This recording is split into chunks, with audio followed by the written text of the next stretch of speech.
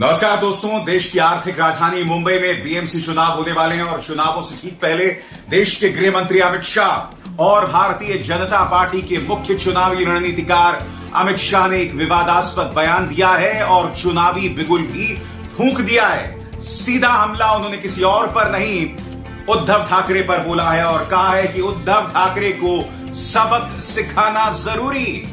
अब बड़ा प्रश्न ये कि अमित शाह जो सबक सिखाने की बात कर रहे हैं उनका मतलब क्या है। शिवसेना को वो दो फाड़ कर चुके हैं, उद्धव ठाकरे से उनकी सरकार छीन चुके हैं, मगर अब भी अमित शाह ऐसा क्यों कह रहे हैं, ऐसा क्यों धमका रहे हैं, ऐसा विवादास्पद बयान क्यों दे रहे हैं कि उद्धव ठाकरे को सबक सिखाना जरूरी। मैं आपको बतलाना चाहूंगा कि उन्होंने क्या कहा है। हम राजनीति में सब कुछ बर्दाश्त कर सकते हैं, हम विश्वासघात बर्दाश्त नहीं कर सकते। उद्धव ठाकरे ने बीजेपी के साथ विश्वासघात किया है, इसलिए उन्हें सबक सिखाना जरूरी है।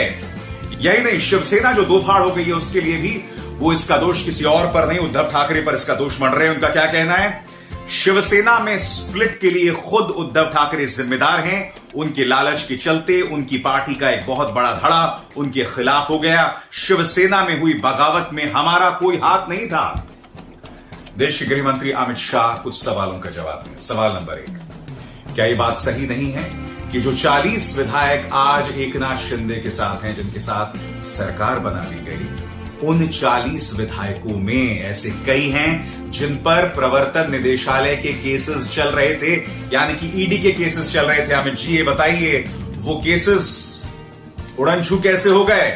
तो क्या ये बात ना मानी जाए कि प्रवर्तन निदेशालय के डर से, जांच एजेंसीज के डर से वो विधायक जो हैं वो शामिल हो गए एकनाथ शिंदे के साथ, और एकनाथ शिंदे जी भी कई मुद्दों पर दबाव में थे।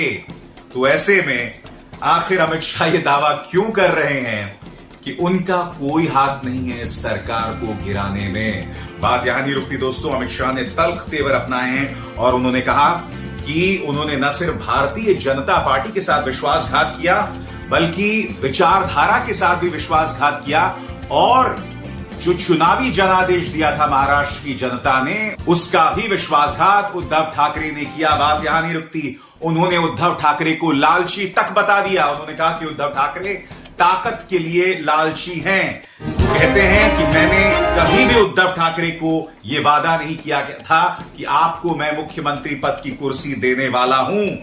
मैं आपको बता दूं दोस्तों, अमित शाह ने जो यह हमला बोला है, इसका सोर्स है एनडीटीवी की खबर, जो कुछ देर पहले तक उनकी सुर्खी नंबर 1, हेडलाइन नंबर 1 थी दोस्तों, सुर्खियों में सबसे ऊपर थी।